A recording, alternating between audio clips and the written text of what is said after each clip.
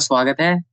तो आज हम बात करने वाले हैं, एक दूसरा पेपर हम सॉल्व करेंगे जो कि सेम डे का था। मतलब उसी दिन हमने ऑलरेडी एक पेपर सॉल्व कर लिया जो कि 29 अप्रैल का ही था। और उसकी शिफ्ट की बात करें तो वो थोड़ी अलग है, यानी कि सेकंड शिफ्ट है ये। यानी कि इवनिंग शिफ्ट की बात कर रहे हैं हम इस वीडियो में। और ये टीचिंग एप्टीट्यूड का पीवाईक्यू होने वाला है। तो हम शुरू करने से पहले आपको ये चीज बता दें कि एक powerful education is the most powerful weapon to change the world. ये हेलन केलर द्वारा कहा गया है। अब मैं ऐसा क्यों कह रहा हूँ आपको पता चलेगा अभी। एक सेकंड में वीडियो स्टार्ट करते हैं फिर। अ, मतलब आपका पेपर आज सॉल्व होगा बेसिकली। तो ये पैसेज है, पैसेज के बेस पे चार क्वेश्चन रहता है, आपको पता होगा, ठीक है। मोस्ट प्रोबेबली पता होना चाहिए। तो ये पैसेज हम पढ़ते हैं, उसके बाद हम अपने क्वेश्चंस पे चलेंगे। जो चार क्वेश्चन है उसको सॉल्व करेंगे। ठीक है, पैसेज पढ़ते हैं। पैसेज कह रहा है कि हेलन केलर का 3 दिन का कैसे उन्होंने देखा, उस टाइप का है मतलब। पैसेज का नाम बेसिकली कि हेलन केलर 3 days टू सी। ये पैसेज का हेडिंग हो गया बेसिकली आपका टॉपिक। तो हम यहाँ से शुरू करते हैं कि मैं आपको एक्सप्लेन नहीं करने वाला, ठीक है। तो आप खुद पढ़ लेना, मैं बस ऐसे ही बस बता देता हूँ कि जो शुरू का यहाँ से लेकर यहाँ तक मैं एक्सप्लेन कर देता हूँ। यहाँ से लेकर जो आपका यहाँ तक है, ये वाला पार्ट मैं एक्सप्लेन कर देता हूँ। थोड़ा ये छोटा ले लेते हैं, हाँ ठीक है। तो हेलन केलर के बारे में बात हो रही है यहाँ पे। ज्यादा बड़ा हो गया क्या? हेलन केलर के बारे में बात हो रही है यहाँ पे। तो हेलन केलर जो थी, एक महिला थी, ठीक है, जो कि एक स्मॉल फार्म टाउन से आती थी। यानी कि उसका नाम जो था डस्कम्बिया था, जगह का नाम। उन्होंने वर्ल्ड को जो है टीच किया, यानी कि टॉट किया, बताया कि हमें जो है हमें रेस्पेक्ट करना चाहिए ऐसे पीपल का जो ब्लाइंड है और साथ ही साथ डेफ है। यानी कि जो देख नहीं सकता और जो सुन नहीं सकता, उनका हमें रेस्पेक्ट करना चाहिए। इनका ये मिशन कब आया इनके पास? जब ये इन्हीं की लाइफ से आया है, अपने ही जीवन से इन्होंने इस मिशन को अपनाया है। क्योंकि जब ये 2 साल की थी, तो इन्होंने अपना दोनों विजन, मतलब देखने की शक्ति और सुनने की शक्ति खो दी थी इन लोगों ने, इन्होंने, ठीक है। और जिसकी वजह से फ्रस्ट्रेट हो गई थी। तो जैसे ही टाइम बीता, जैसे ही वो 7 साल की हुई, इनके पेरेंट्स जो थे उनको समझ आ गया कि इसको नीड है, सी नीड्स हेल्प, ठीक है, उनको हेल्प है। तो उन्होंने क्या किया, उसके पेरेंट्स ने उनको एक ट्विटर हायर करके दे दिया जो कि उनकी हेल्प करे। ट्विटर का नाम की बात करें तो वो यहाँ पे गिवन है कि एन ए सुलिवान, ये नाम गिवन है यहाँ पे। जिन्होंने हेल्प किया इनको राइट करने के लिए, या फिर वर्ड्स कैसे लिखते हैं वो उसमें हेल्प किया इन्होंने, जो कि हैंड द्वारा कैसे लिखा जाता है उस चीज को लिविंग ऑब्जेक्ट द्वारा, मतलब बहुत हेल्प किया इनको। उनका नाम एनी सुलिवान था, जिन्होंने इसको इनको फर्दर हेल्प किया। उसके बाद बात करें हेलन केलर। जो हेलन हेलन जी थी, इन्होंने बाद में एक यूनिवर्सिटी ज्वाइन किया जिसका नाम था रेडक्लिफ। वहां पे उन्होंने बहुत सारे बुक लिखे, रिसर्च किया, स्पीचेस दिए, और बहुत मनी रेस किया। मनी किसके लिए? तो मैनी ऑर्गेनाइजेशन, बहुत सारे ऑर्गेनाइजेशन के लिए मनी रेस किया, जिसमें से पहला नाम है अमेरिकन फाउंडेशन फॉर ब्लाइंड, ठीक है, ब्लाइंड के लिए था। वही American foundation for oversee blind, यानी कि बाहर के, मतलब वर्ल्ड वाइड बेसिकली आप समझो तो जिसकी वजह से हेलन को जो है वर्ल्ड वाइड जानने लगे, हेलन केलर को वर्ल्ड वाइड जानने लगे। जैसे ये बात हो रही है 1946 से लेकर 1957, ठीक है। सी वेंट, इस बीच पे कहाँ गई वो? वर्ल्ड में गई, मतलब दुनिया के अलग अलग जगह पे गई। वहां उन्होंने speaking about the experience of right and rights for people who are blind. तो जो ब्लाइंड पीपल थे उनके उनके बारे में एक्सपीरियंस के बारे में और उनके राइट्स के बारे में वहां बात किया है इन्होंने, ठीक है। अब उसके बाद ये सेकंड पैराग्राफ जो है, ये उनके द्वारा कहा गया है, ठीक है, मतलब उनके द्वारा जो कहा गया है हेलन केलर द्वारा, वो सेम है ये पैराग्राफ सेकंड वाला। तो एक सेकंड मैं इसको इरेज करता हूँ, उसके बाद दिखाता हूँ आपको। तो ये वाला पैराग्राफ जो है आपको खुद रीड करना है, ठीक है। अभी पॉज करिए या रीड कर लीजिए, या फिर मैं अभी हाईलाइटर लगा देता हूँ, उसके जरिए आप पढ़ लेना, ठीक है, हाईलाइटर लगा के, ठीक है।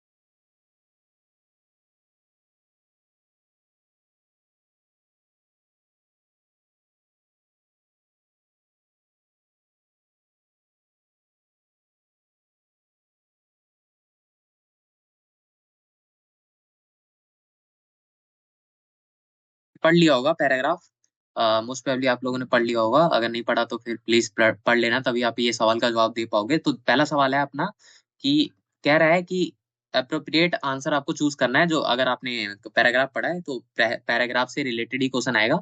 मोस्ट अप्रोप्रिएट आपको चूज करना है। While walking through the woods Helen Keller experience, क्या एक्सपीरियंस करती थी। सेकंड पैराग्राफ जो आपको खुद पढ़ना था, उसमें अगर आपने पढ़ा होगा तो आपको ये वाला पॉइंट मिला होगा कि heavy care of A bird, ये पॉइंट था। और सेगी बार्क ऑफ अ सिल्वर बिच, ये भी ऑप्शन होगा आप लोगों को मिला।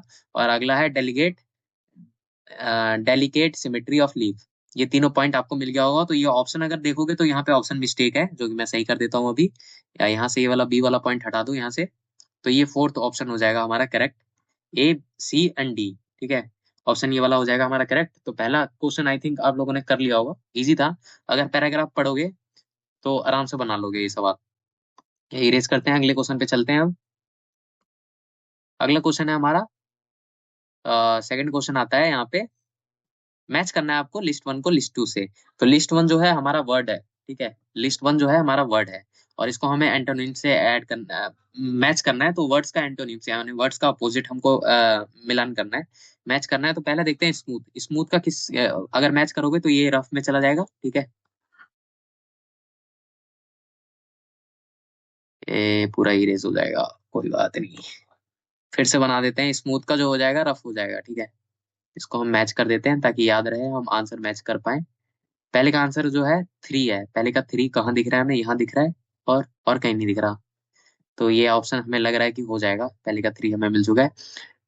जाइगेंटिक, देखिए अब टाइम बचाने के लिए आप डायरेक्ट टिक करके आगे बढ़ सकते हो, फिर भी एक दो क्वेश्चन आप चाहो तो देख सकते हो, डायरेक्ट है क्योंकि ये इजी क्वेश्चन है, ठीक है। जाइगेंटिक, वैसे तो हर एक क्वेश्चन इजी ही होगा। जाइगेंटिक की बात करें तो वो आपको इनमें से ऑप्शन स्मॉल आपको दिख रहा है अपोजिट, मतलब जाइगेंटिक मतलब बहुत बड़ा होता है ना, जैसे डायनासोर पहले बहुत बड़े बड़े होते थे, तो उसमें आपने वर्ड इस्तेमाल किया होगा इस चीज का, उसका स्मॉल हो जाएगा फ्रस्ट्रेटेड, इस वर्ड का इस्तेमाल हुआ है। तो फ्रस्ट्रेटेड, तो इसका ऑप्शन क्या हो जाएगा, फ्रस्ट्रेटेड है, कोई सेटिस्फाइड है, ठीक है, अपोजिट बेसिकली। और रेस्पेक्ट करना, डिसरेस्पेक्ट करना, तो ऑप्शन नंबर टू, ठीक है। तो ये ऑप्शन हमारा इसमें बैठ रहा है सही, अगर आप चेक करोगे तो फर्स्ट का थ्री, बी का फोर्थ, ठीक है, और सी का वन, हाँ ये मैच हो गया। तो ऑप्शन हमारा ये वाला करेक्ट हो जाएगा। आई थिंक ये वाला क्वेश्चन तो इजी था। ये चार क्वेश्चन जो होते हैं वो पैराग्राफ से ही होते हैं, तो इसमें इतना ज्यादा मतलब कुछ याद करने वाली चीजें नहीं होती, ठीक है, क्योंकि वो पैराग्राफ से ही आपको बनाने होते हैं।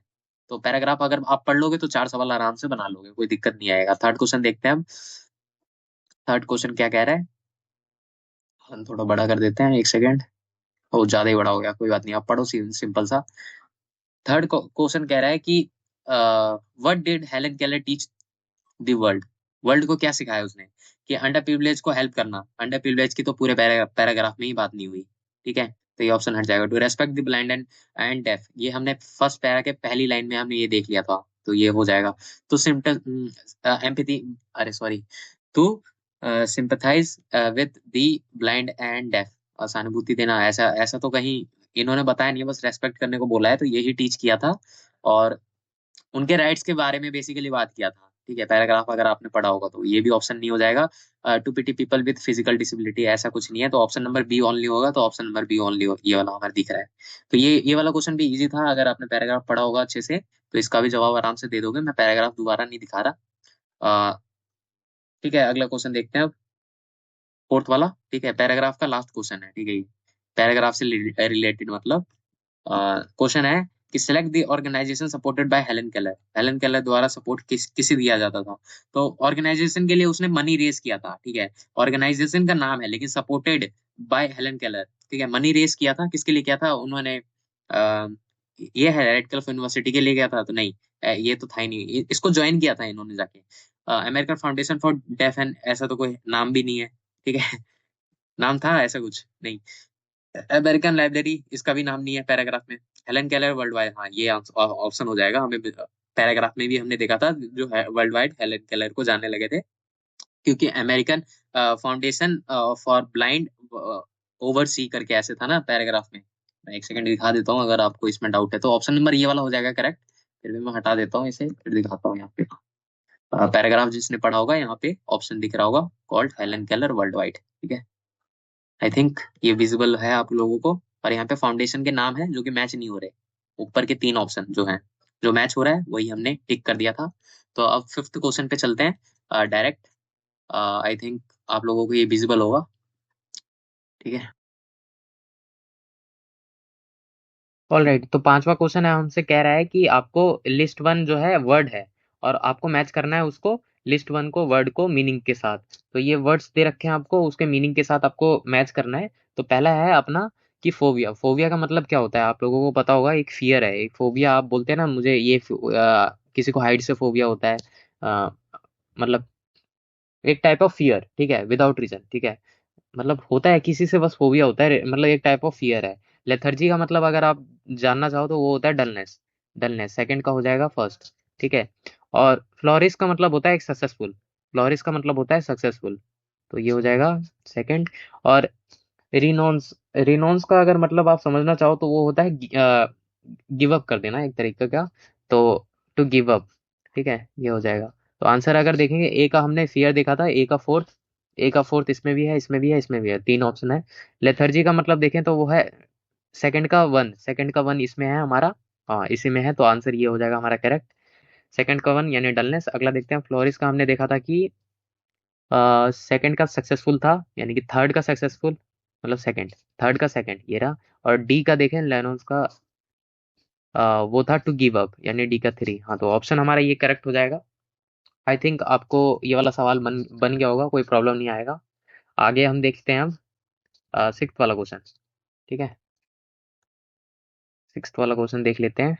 सिक्स्थ वाला क्वेश्चन क्या कह रहा है, इन इन सिक्स, हाँ इन,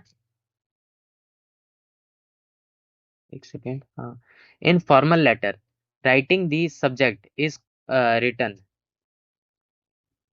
फॉर्मल लेटर में जब हम फॉर्मल लेटर जब हम लिखते हैं तो सब्जेक्ट कब लिखते हैं हम, किसके बाद या किससे पहले, ऐसा कुछ बोल रहा है वो, कि subject is return after salutation, salutation के बाद लिखते हैं।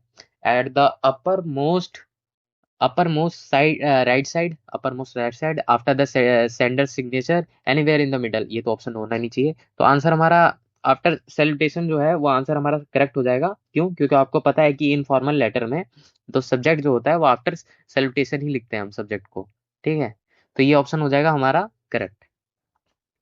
आई थिंक ये छठा क्वेश्चन हो गया होगा, आपको समझ आ गया होगा। आगे हम देखते हैं अब सातवां क्वेश्चन। तो सातवां क्वेश्चन हमसे कह रहा है कि the dictionary is usually, usually क्या होता है, एक एन ऑडियो, ऑडियो मीडियम। तो क्या ऑडियो से हम डिक्शनरी पता लगते हैं? तो भैया ये डिक्शनरी जो है, ये क्वेश्चन तो आपका टीचिंग एप्टीट्यूड का है, तो ये डिक्शनरी तो आपको पता ही होगा कि ये एक टाइप का पेजेस में होता है, यानी कि प्रिंट टाइप का होता है। ये विजुअल मीडियम, तो हाँ विजुअल मीडियम देखने वाला मीडियम है, नहीं प्रिंट मीडियम, हाँ ये हो सकता है। ऑडियो विजुअल मीडियम क्या है, दोनों का मिक्सर है? नहीं, ऐसा नहीं है। तो ये हमारा आंसर जो है इसका प्रिंट मीडियम हो जाएगा, तो आंसर इसका ये करेक्ट हो जाएगा सातवें का। तो आई थिंक ये वाला ऑप्शन भी आपको आ गया होगा समझ। आगे हम देखते हैं आठवां क्वेश्चन। आठवां क्वेश्चन कर रहा है, विच of the following skills mentioned in nap 2020 has foundational skill. तो ये इनमें से कौन सा जो है फाउंडेशनल स्किल में दिखाया गया है? तो फाउंडेशनल स्किल मतलब आप समझ सकते हो कि जो फंडामेंटल एक टाइप का समझ सकते हो, जो होना चाहिए, जो कि नैप 2020 में एक क्यों फाउंडेशनल स्किल को लाया गया है, क्योंकि एक इमरजेंसी आ गई थी, नेशनल इमरजेंसी, जिसमें बच्चों को जो है वो, बच्चों को मतलब बेसिक जो मैथ है, बेसिक कैलकुलेशन है, या फिर बेसिक जो एडिशन सब्ट्रैक्शन मल्टीप्लिकेशन है, ये सब सब है, मतलब फाउंडेशनल लेवल की चीजें के लिए आया था ये। फाउंडेशनल स्किल में इसी की बात की गई है। तो इसमें से मेंशन कौन सा है? तो क्रिटिकल थिंकिंग, ये तो नहीं किया गया। कल्चर, कल्चरल सेंसिटिव, ये तो फाउंड नैप में कहा ही नहीं जाएगा। अगला देखते हैं, न्यूमेरेसी एंड लिटरेसी। हाँ, न्यूमेरेसी मतलब वही एडिशन मल्टीप्लाई मल्टीप्लिकेशन, ये सब न्यूमेरे, और लिटरेसी मतलब पढ़ना लिखना आना चाहिए, फाउंडेशनल है, एक इमरजेंसी आ गई थी इसलिए। उसके बाद तो ये ऑप्शन हमारा हो जाएगा करेक्ट। आगे देखते हैं ये वाला क्यों नहीं होगा, सोशियो इमोशनल स्किल है, तो ये इसकी बात नहीं की गई यहाँ पे, तो आंसर हमारा यही हो जाएगा करेक्ट, न्यूमरेसी एंड लिटरेसी, ठीक है। तो आई थिंक कि इसका आंसर ये हो गया, आठवां आ गया आपको समझ। आगे देखते हैं अब नाइन्थ वाला। तो नाइन्थ वाला कह रहा है पोइट्री टीचिंग, जो पोइट्री टीचिंग है अपील्स टू, पोइट्री टीचिंग का मतलब आप क्या समझते हो? यानी कि अब पोएट जो है, पोएट या फिर पोएटेस, वो अपना पोएट के द्वारा क्या एक्सप्लेन करना चाहते हैं, अपना फीलिंग, सैडनेस फीलिंग, अपनी फीलिंग, इमोशन, ये सब बताना चाहते हैं ना। तो इस टाइप का जो पोइट्री है यही टीच करता है कि फीलिंग बताते हैं अपना, इमोशनल, क्या इमोशनल फीलिंग हो गया, या फिर लव हो गया, या फिर सैडनेस हो गया, या करेज वगैरह, ये सब चीज मतलब जो पोइट्री होते हैं यही चीज आपको बताते हैं। आगे देखते हैं कि इनमें से कौन सा ऑप्शन करेक्ट होगा। कॉग्निटिव, कॉग्निटिव का मतलब आप जानो तो मतलब माइंड से रिलेटेड, तो ये थोड़ा मतलब नहीं हो सकता, ये भी नहीं हो सकता। अफेक्टिव एस्पेक्ट, अफेक्टिव मतलब अफेक्ट करे वो आपको लाइफ में, तो हाँ सैडनेस हो गया, लव हो गया, करेज हो गया, तो ये सब इसीलिए होता है ताकि पोइट पढ़ के आप अफेक्टिव हो, अफेक्ट हो एक तरीके से। आगे देखते हैं साइकोमोटर्स, साइकोमोटर्स में ये तो नहीं होगा क्योंकि इसमें बॉडी से रिलेटेड थोड़ी है, इसका मतलब बॉडी से रिलेटेड होता है। अगला देखते हैं कल्चरल एस्पेक्ट, तो कल्चरल एस्पेक्ट मतलब संस्कृत, पारंपरिक, ये सब चीजें तो नहीं होता, पोइट्री ये सब चीज तो एक्सप्लेन नहीं करते।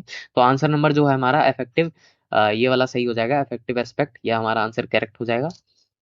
तो आई थिंक आपको आ गया होगा समझ। एक सेकेंड आगे बढ़ते हैं। नौवां क्वेश्चन आ गया आपको समझ, मोस्ट प्रोबेबली आ गया होगा। 10वां देखते हैं अब, जो 10वां है वो क्वेश्चन क्या कह रहा है। तो ये पेडोलॉजी से के हिसाब से क्वेश्चन पूछा गया है आपसे। एक टीचर है, a teacher begins with an explanation on the properties of metal and their uses in daily life। तो ठीक है, एक टीचर है जो बिगिन करता है एक्सप्लेनेशन, प्रॉपर्टीज बताता है मेटल की और उसको डेली लाइफ में क्या यूज है। Then the teacher ask learner to do verification activities on properties of metals। This approach to teaching learning is called, मतलब is termed as, तो हाँ वही मतलब, तो मतलब अगर पहले पढ़ाया उसने, एक्सप्लेन किया, उसके बाद बोल रहा है कि इसको वेरीफाई करो, जाके कुछ एक्टिविटी करो ताकि आपको प्रूफ मिल जाए जो मैंने पढ़ाया है प्रॉपर्टी वो सही है कि नहीं। तो एक टाइप ऑफ मतलब इस तरीके के पढ़ाया गया, उसके बाद प्रूफ किया गया, अप्रोच किया गया कि प्रूफ करो इसको जाके एक्टिविटी एक्टिविटी के द्वारा। तो इस टाइप का जो अप्रोच होता है उसे क्या कहते हैं। तो आई थिंक आपने ये सारे अप्रोच के बारे में पढ़ा होगा, जिन्होंने सिलेबस किया है उनको पता होगा। तो ये ऑप्शन हो जाएगा डिडक्टिव अप्रोच। ये डिडक्टिव अप्रोच यही कहता है कि पहले आप पढ़ाओ, उसके बाद प्रूफ करो उस चीज को, पढ़ी हुई चीजों को। तो टीचर जो कह रहा है डिडक्टिव अप्रोच की तरीके से आपको पढ़ा रहा है। बाकी सारे ये जो बाकी सारे हैं जैसे कंस्ट्रक्टिव अप्रोच हो गया, या इंडक्टिव अप्रोच हो गया, या ह्यूरिटिश अप्रोच अप्रोच हो गया, इनके बारे में आप थोड़ा पढ़ लेना। बाकी मैं डिटेल में उतना नहीं बता रहा यहाँ पे। ठीक है, आगे देखते हैं अब क्वेश्चन नंबर 11th वाला देखते हैं। अगला क्वेश्चन है how do how do vaccine provide immunity to our body. तो ये तो टीचिंग एप्टीट्यूड का तो क्वेश्चन नहीं है, जनरल साइंस का बेसिकली क्वेश्चन हो गया ये तो। तो बट ये इसका भी जवाब आप दे सकते हो, मतलब 10th तक तो आपने पढ़ा है ना साइंस, या जो साइंस वाले नहीं है, जो साइंस वाले हैं वो तो जवाब दे ही देंगे इसका। तो देखो बाय, तो जो इम्यूनिटी होता है, वैक्सीन वैक्सीन इम्यूनिटी पे कैसे मतलब असर देता है, प्रोवाइड क्या करवाता है, इस तरीके से क्वेश्चन पूछा गया है वैक्सीन से क्या होता है। By decreasing the number of antigens, by producing anti inflammatory cells, ये ऐसा कुछ तो नहीं था। By producing suitable antibiotics, by preventing the entry of foreign agents. तो ऑलरेडी एंटर कर चुका है तो उसके लिए तो वैक्सीन लगाते हैं, जैसे कोरोना आया था ऑलरेडी एंटर कर चुका था उस, या फिर एंटर ना करे उसके लिए हमने किया था, वैक्सीन लगाया था। तो इसका वो क्या करता है, एंटीबायोटिक्स क्रिएट करता है फाइट करने के लिए, ठीक है, एक सुटेबल। तो वैक्सीन का काम यही होता है, एंटीबायोटिक क्रिएट करना, ठीक है, प्रोड्यूस करना बेसिकली। तो ये ऑप्शन हमारा ये वाला करेक्ट हो जाएगा। एक सेकेंड, ज़्यादा ही डार्क हो गया है तो, हाँ तो ऑप्शन नंबर हमारा ये वाला करेक्ट हो जाएगा। ठीक है, बाय प्रोड्यूसिंग सुटेबल एंटीबायोटिक्स। तो आई थिंक 11th वाला क्वेश्चन जो है आपको समझ आ गया होगा। आगे हम देखते हैं 12th वाला क्वेश्चन जो हमसे क्या कह रहा है। 12th वाला क्वेश्चन कह रहा है which Indian which Indian human botanist is known for her ground breaking work in plant cytogenist cytogenetics and developing high yielding sugar cane varieties। तो आई थिंक ये जब आपने महिलाओं के बारे में पढ़ा होगा उसमें ही आपको इसके बारे में पता है, जैसे इंडियन वुमेन के बारे में ही पढ़ाया गया है सिलेबस में। तो उसमें जैसे कोई किसी का रोल किस में था, जैसे प्लांट वाला है तो किसी का मेडिकल में था, किसी महिला का। तो आई थिंक आपने पढ़ा होगा, तो अगर पढ़ रखा है तो एलिमिनेट करके आप कर सकते हो सॉल्व, वरना इसका आप डायरेक्ट कर सकते हो। जैसे एलिमिनेट करने के एग्जांपल देता हूँ, जैसे कि असीमा चटर्जी जो ये थी, ये मेडिकल की फील्ड में थी, तो मेडिकल रिलेटेड में थी ये। तो ये आंसर इसमें तो प्लांट का है, उससे पूछा गया है, तो इसका आंसर ये नहीं हो सकता। ऐसे ही करके आप एलिमिनेट करोगे तो आपको आंसर जो है पता चल जाएगा कि आंसर नंबर इसका जो है 12वें का, वो जानकी, जानकी अमल, जानकी अमल इसका आंसर करेक्ट हो जाएगा। ठीक है, अब क्यों होगा ये चीज, तो आप सिंपल समझ जाओ कि ये फेमस इंडियन बॉटनिस्ट थी, जो कि शुगर केन रिसर्च में जो थी ये फेमस थी, शुगर केन रिसर्च के लिए ये फेमस थी, जो कि इंडियन है। ठीक है, तो इंडियन वुमेन के बारे में आपने सिलेबस में पढ़ा है, उसी में ये चीज सभी महिलाओं के बारे में लिखा हो गया है उसमें। तो आप चाहो तो सिलेबस में देख लेना, चेकआउट कर लेना, बाकी इसका आंसर तो यही है। ट्वेल्थ हो गया आई थिंक आपका। एक सेकेंड इरेज कर देते हैं, इसका आंसर आप लोगों को समझ आ गया। अब चलते हैं 13th क्वेश्चन पे। हाँ हाँ, 13th वाला, सोशल साइंस आइडियाज, जो social science science ideas do not help, social science का आइडिया किस चीज में हेल्प नहीं करता, ये क्वेश्चन है आपका। पहला है कि the child to appreciate rich culture heritage. हाँ, तो सोशल साइंस यही होता है ना, जिससे आपको मतलब मतलब अप्रिशिएट करें कि रिच कल्चर हेरिटेज का मतलब। सोशल साइंस से आप क्या पढ़ते हो, आप सोशल साइंस में यही पुराने जमाने के चीजें पढ़ते हो, और आने वाली जनरेशन में आप कैसे हो गया वो सब चीजें, तो ये तो हो जाएगा। लेकिन हमसे पूछा है डू नॉट, या इसको इस बात पे ध्यान रखना, डू नॉट बोला है। The child to solve social and individual problem. हाँ, तो सोशल एंड सोशल प्रॉब्लम ये सब चीज तो सोशल साइंस में आप पढ़ते ही हो, ये चीज तो सही होगा, आइडिया तो है ही इसका। The child to help democratic citizenship, हाँ ये इसका आंसर ये भी हो जाएगा, सोशल साइंस में ये भी चीजें हैं, आइडियाज यही है।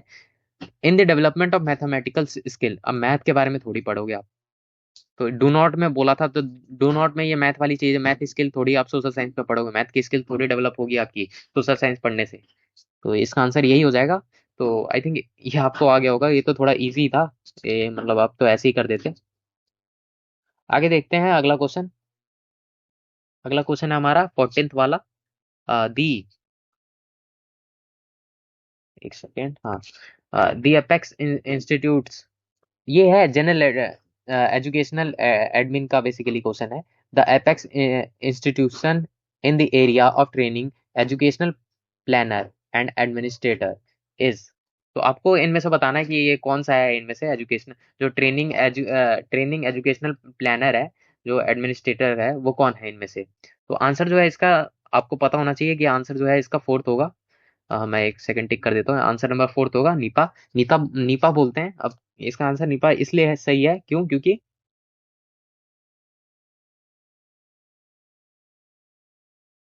हाँ, तो इसका आंसर निपा है। डायरेक्ट आप डायरेक्ट सवाल था ये आपका, इस चीज के बारे में पता होना चाहिए। निपा का अगर स्टैंड फॉर्म, अगर फुल फॉर्म आप जानना चाहो तो national institute of educational planning और प्लानर का ही क्वेश्चन था।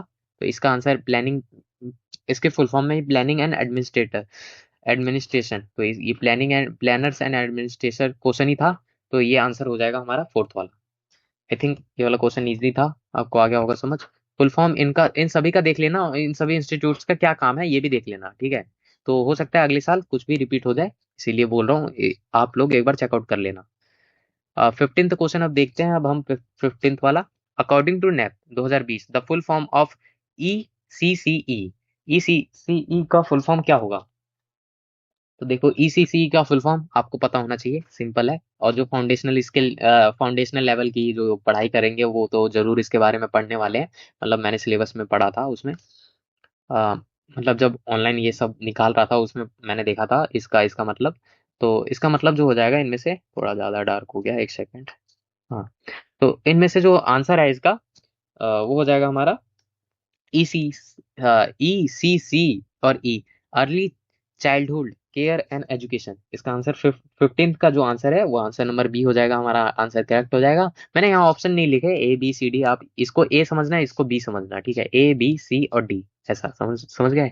मैं लिख के दिखा देता हूँ एक बार। अब मैं क्यों बता रहा हूँ आपको बाद में पता चलेगा कि मैं बता क्यों रहा हूँ, लास्ट में कुछ है। उसके लिए बता रहा हूँ। सब में यही चीज फॉलो होगा, ठीक है, इस बात को ध्यान रखना। ये ए होगा, ये बी होगा, ये सी होगा, ये डी होगा, ठीक है, हर में यही यही चीज फॉलो होगा। 1 2 3 ये भी आप समझ सकते हो। 1 का मतलब ए, 2 का मतलब बी, और सी का 3 का मतलब सी, और डी का मतलब फोर्थ, ठीक है। तो आंसर नंबर बी इसका करेक्ट हो गया है। आगे देखते हैं अब क्वेश्चन नंबर 16। 16 पे चलते हैं। टोटल क्वेश्चन जो होता है 23 होता है, ये तो आपको पता ही होगा। अब हम चलते हैं अगले क्वेश्चन पे।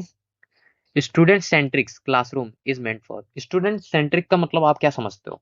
कि मतलब जहाँ पे स्टूडेंट का एक मुख्य सेंटर होगा, ऐसा कुछ, ठीक है, बच्चे का मुख्य केंद्र, ऐसा आप समझ सकते हो, जो कि मतलब बच्चों पे ही फोकस करे, मतलब स्टूडेंट जो बच्चा है उस पे ही फोकस करे, ये होता है कि बच्चे का अलग अलग लेवल हो सकता है, ठीक है, बट उनकी अलग अलग परफॉर्मेंस हो सकती है, हर बच्चे की अलग अलग। तो उसी लिए ये वर्ड इस्तेमाल किया गया है। तो क्लासरूम में स्टूडेंट सेंट्रिक का क्या मतलब है? क्लासरूम में स्टूडेंट सेंट्रिक्स का क्या मतलब है? आई थिंक आप लोगों को पता चल गया होगा अब तक। पहला है एड्रेसिंग इंडिविजुअल डिफरेंस। क्या इसके लिए होता है? इंडिविजुअल डिफरेंस के लिए। तो हाँ, इंडिविजुअल का ही बात किया जाता है स्टूडेंट में, हर एक बच्चे का, ठीक है, हर एक बच्चे को देखा जाता है, ग्रुप में नहीं देखा जाता, मतलब स्टूडेंट को सेंटर किया जाता है, ऐसा कुछ समझ लो, ठीक है। आगे देखें तो रिड्यूसिंग टीचर ओरिएंटेड लेक्चर नहीं है, ये तो नहीं है। रिकॉलिंग प्रीवियस नॉलेज, ऐसा भी नहीं है। Focus on teacher as primary source, ये भी नहीं है। तो इंडिविजुअल पे ही होगा ये, या आंसर ये वाला करेक्ट हो जाएगा। इंडिविजुअल डिफरेंस, बेसिकली हर एक बच्चे का अलग अलग लेवल होता है, वही चीजें हैं यहाँ पे, कि सारे बच्चे बराबर नहीं होते, हर बच्चे। आगे देखते हैं, अगला क्वेश्चन है हमारा क्वेश्चन नंबर 17th वाला एक बार देखते हैं, जूम कर देता हूँ थोड़ा, आई थिंक विजिबल है। Which of the following can be constructed as the feature of child centered? Child centred बोलो या फिर आप स्टूडेंट सेंटर बोलो, बात बराबर ही है। मैथमेटिक्स क्लासरूम, तो मैथ की बात हो रही है यहाँ पे। अब पर्टिकुलर एक सब्जेक्ट आ गया है यहाँ पे, ठीक है, मैथ का। तो इसमें ऑप्शन देखते हैं। Children participating actively in different activities. तो यहाँ क्वेश्चन नॉट जैसा तो नहीं था ना, विच of the following can be considered has, अच्छा, कंसिडर्ड है, जो कंसिडर करे डिफरेंट एक्टिविटीज में। तो ऑप्शन नंबर ए तो मुझे करेक्ट लग रहा है कि हाँ, डिफरेंट एक्टिविटीज में, तो ए तो करेक्ट है। Multiple opportunity and guidance are provided by teacher for learning, हाँ, बी भी हो सकता है इसका आंसर, ठीक है, मैथ का ही टीचर है, बट ये तो चीज तो अपॉर्चुनिटी वगैरह ये सब तो देना ही चाहिए, कि पार्टिसिपेट एक्टिव पार्टिसिपेशन हो एक्टिवली, ठीक है, और उसके बाद अब टीचर गाइडेंस हो, ठीक है। अगला है children performance is reported in terms of mark in each subject area. हाँ, तो ये थोड़ा मुझे सही नहीं लग रहा कि मार्क्स मार्क्स से आप जज करो बच्चों को, ठीक है, in term of marks, marks के बेसिस पे, ऐसा तो कुछ नहीं है ना। बच्चे का लेवल ऐसे ही थोड़ी पता चल जाएगा, मतलब कंसीडर थोड़ी आप कर सकते हो बच्चे का क्या लेवल है मार्क्स के बेसिस पे। लेवल मतलब लेवल का ही, बच्चों स्टूडेंट का क्या लेवल है वो मार्क्स के बेसिस पे थोड़ी आप जज कर सकते हो। ये तो नहीं होना चाहिए, ठीक है। जो टीचर है वही मैं बता रहा हूँ कि ऐसा नहीं होना चाहिए। आगे देखते हैं। Colourful chart and material is only for display, sorry, colourful charts and materials is only for display. क्या सिर्फ डिस्प्ले करने के लिए हो? ये तो कहीं रिलेट ही नहीं कर रहा है इससे, तो ये भी आंसर नहीं होगा। Assessment is a part of teaching learning process, तो हाँ, असिस्मेंट ये हो जाएगा पार्ट ऑफ लर्निंग। क्यों? क्योंकि असिस्मेंट से ही तो वो बच्चे का पता लग पाएगा। असिस्मेंट ही तो सपोर्ट करता है बच्चे को कि हाँ, ये चीज करो, ये मतलब जब एक्टिवली पार्ट करते हैं, जैसे मॉडल बना रहे हैं कोई, तो उसमें उसका माइंड थोड़ा मतलब क्रिएटिव आइडिया वगैरह आ रहा है इसमें, असिस्मेंट, तो ये भी ऑप्शन हो जाएगा। तो ए बी और ई ऑप्शन दिख रहा है कहीं पे?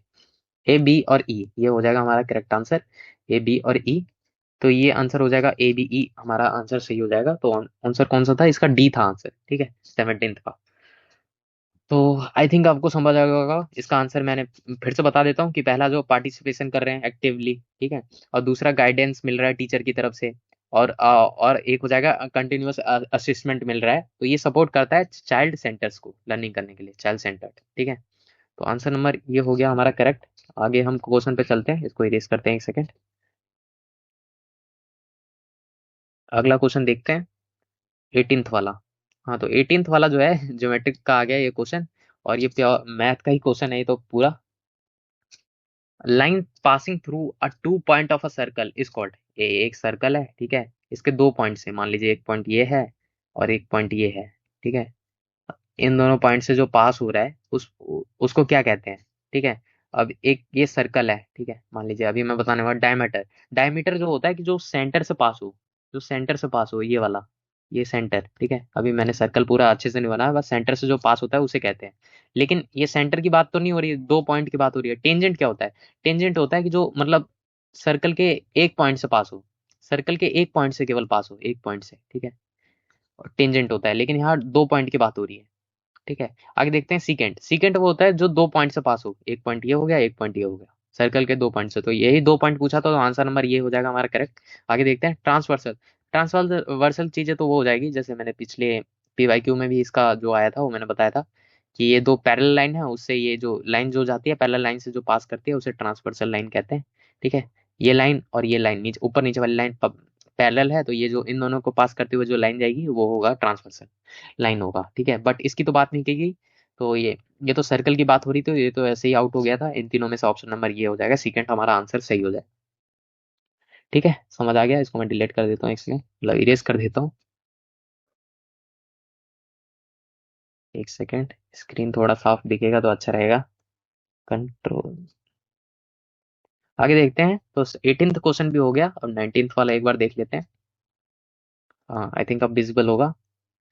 अगला क्वेश्चन है, पेन क्या हो गया,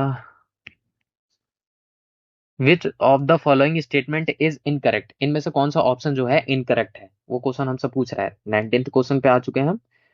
तो पढ़ते हैं, a mathematics statement whose truth has been proved is called a theorem.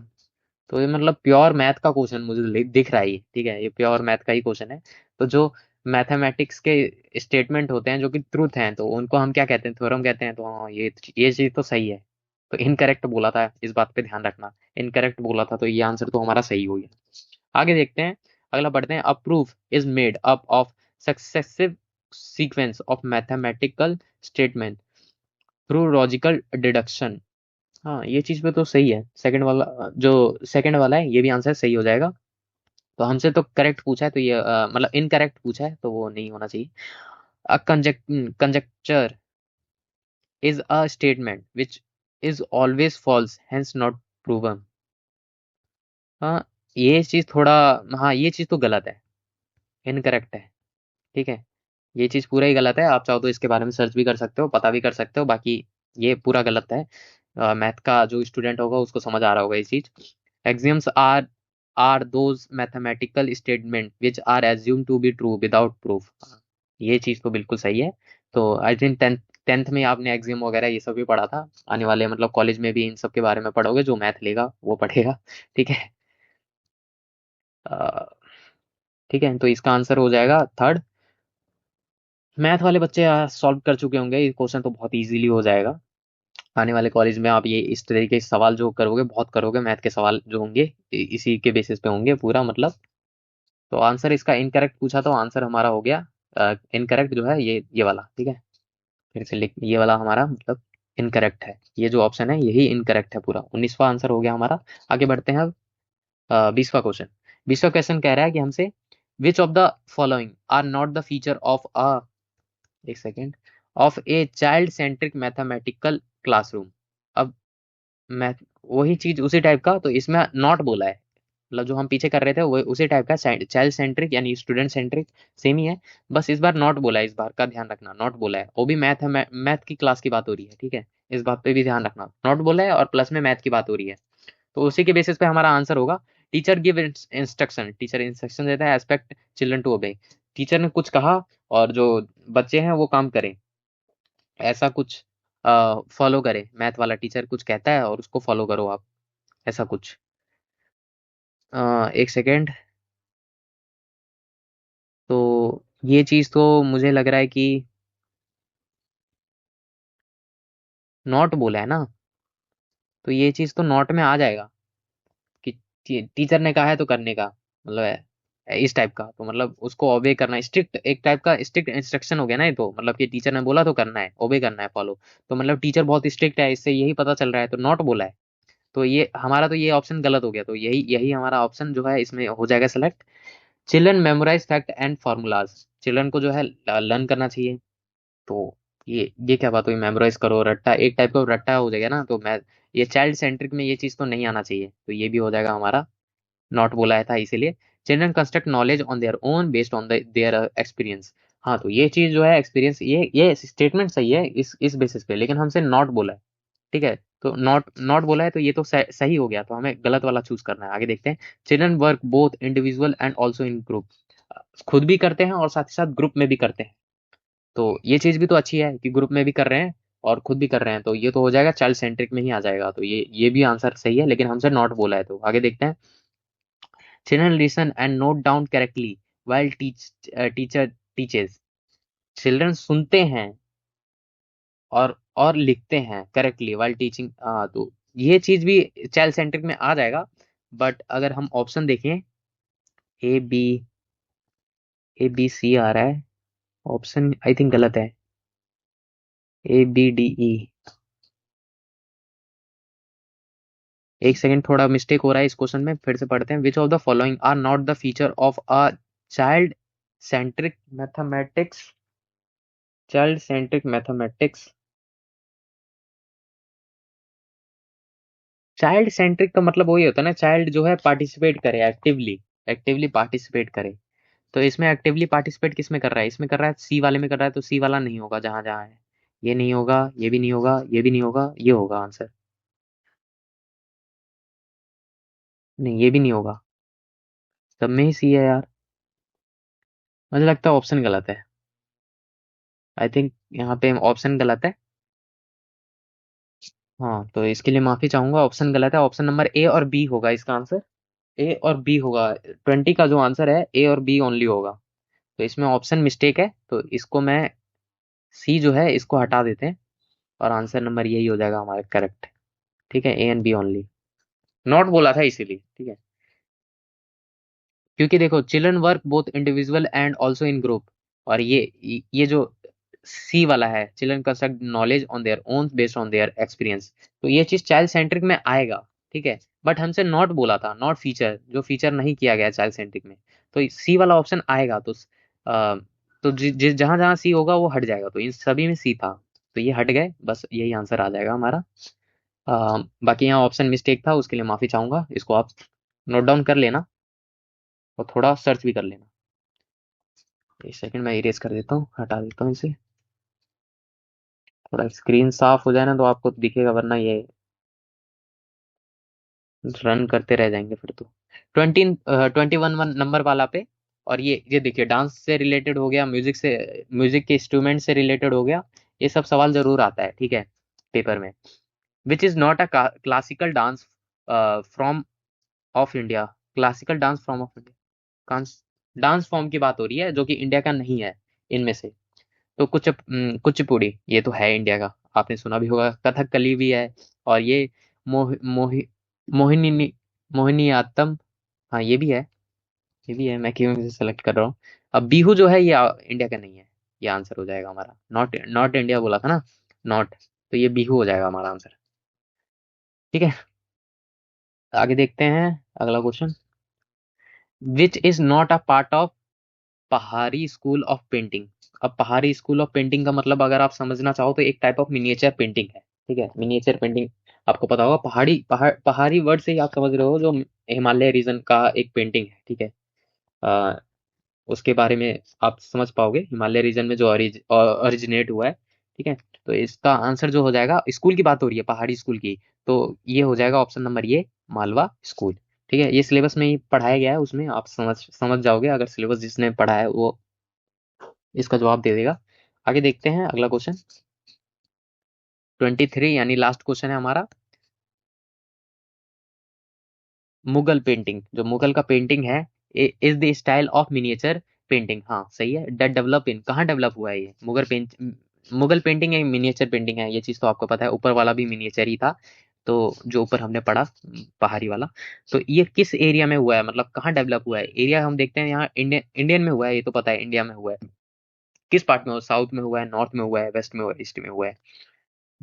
तो इस टाइप का सवाल जो है ये आपसे पूछ सकता है कि किस रीजन से ओरिजिनेट हुआ है।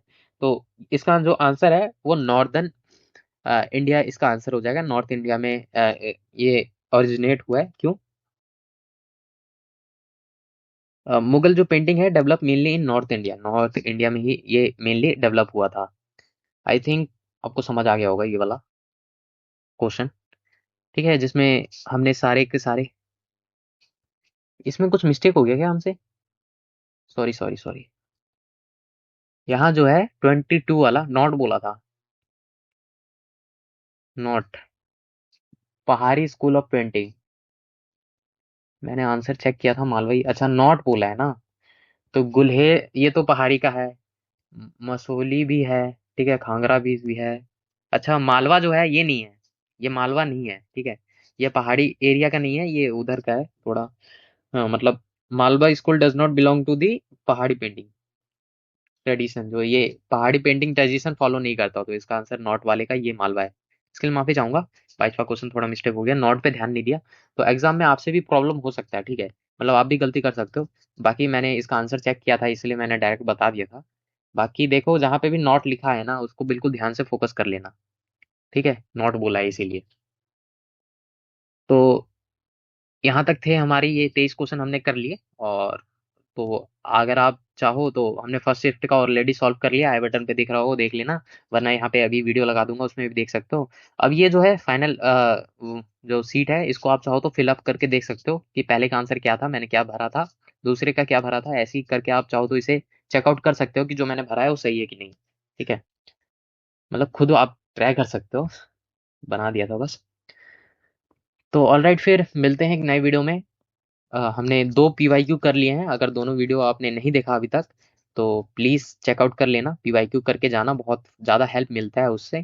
पीवाईक्यू करोगे तो कहीं ना कहीं हेल्प मिलता है, क्योंकि आप चाहो ये सिलेबस ये जो टॉपिक है, ये जो मतलब सब्जेक्ट है, ये किसी ने नहीं पढ़ा, फर्स्ट टाइम ही सब पढ़ेंगे। जो भी वहाँ देने आ रहे हैं पेपर वो सब के सब फर्स्ट टाइम पढ़ेंगे। तो आप समझ सकते हो कि सब फर्स्ट टाइम ही आ रहे हैं तो किसी को ज़्यादा नॉलेज नहीं होगा, तो जो ज़्यादा क्वेश्चंस करके आएगा वो एलिमिनेट करना सीख जाएगा। एलिमिनेट मतलब आप समझ पा रहे हो ना, मतलब कि मैं एलिमिनेट करके भी आंसर दे सकता हूँ, और एलिमिनेट से मोस्ट प्रोबेबली हो जाता है, मेरे टाइम पे तो हो गया था। ठीक है, मोस्ट प्रोबेबली हो जाएगा, एलिमिनेट करके आपको आंसर दिख जाएगा, ईजी होते हैं, ज़्यादा हार्ड नहीं होते। तो आप जितना क्वेश्चन कर लोगे उतना बेहतर रहेगा आपके लिए। अ, बस यही कहना चाहूंगा और कुछ नहीं, कि पीवाईक्यू कम से कम करके जाना। सिलेबस अगर कर सकते हो, अभी टाइम बचा है तो आप कर लेना, आप उसे भी चेकआउट कर लेना। यूट्यूब पे काफी सारी वीडियो हैं, उपलब्ध हैं, जो आपकी हेल्प कर सके। मैं नहीं कह रहा कि इसी चैनल से देखो, या इससे जहां से भी आपको मिले हेल्प मिले, जहां से भी ज्ञान मिले ले लो भाई, हेल्प मिलेगा आपको। और आपके स्कोर अच्छे आएंगे तभी। ठीक है, मिलते हैं, ज़्यादा टाइम वेस्ट नहीं करते आपका भी। हमने ये 23 क्वेश्चन कर लिया, हो सके तो इसको आप खुद भी ट्राई कर सकते हो एक बार भर के, क्योंकि वहाँ ऐसे ही टिक करना होता है, ऐसे ऑप्शन दिखते हैं, और आपको बस ऐसे टिक करना होता है कि क्या आंसर किसका क्या है पहले का। ठीक है, तो ये 23 क्वेश्चन थे, इसमें से मात्र BC करने होता है, 3 आप छोड़ सकते हो, तीन कोई भी 3 क्वेश्चन। कंपलसरी क्या होता है वहाँ लिखा होता है। ठीक है, मिलते हैं एक नए वीडियो में एक नए टॉपिक के साथ। अगर आप फर्स्ट शिफ्ट का पेपर करना चाहते हो तो यहाँ पे एक वीडियो आ रही होगी, उसको आप चेकआउट कर लेना, फर्स्ट शिफ्ट का मैंने उसमें सॉल्व करवाया है। धन्यवाद।